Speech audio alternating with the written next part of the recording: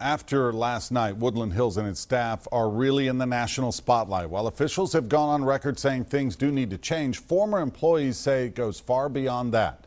News Channel 5's Jonquil Newland spoke with a former employee and is at Woodland Hills today with the story. Jonquil. Good evening. The person I spoke to cited a number of problems as to why they left. The biggest one being the behavior of working officers, and the juveniles in custody here seemed at times more like blurred lines.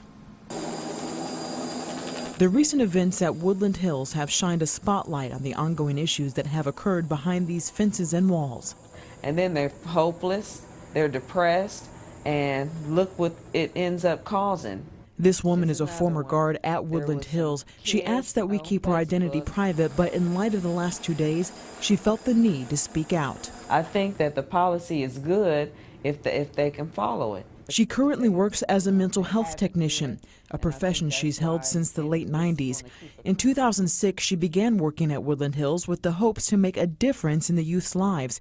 But she was stunned to find her fellow guards were sometimes not much older than the juveniles in custody, and none of them received quality training. There's no proper training. They take you to Tullahoma for about 2 weeks. When a fight breaks out as unarmed guards, she says there's little they can do. That is what they've taught us to do, and they've let them fight. And one happened on me, little old me, you know, and there was nothing I could. There was not even an officer that hurried up to come for my rescue. Besides the lack of training, she says many guards acted more like enablers. But the ones that fall into the behaviors with them, you know, and then do things like bringing them in cigarettes, they know that that's not right.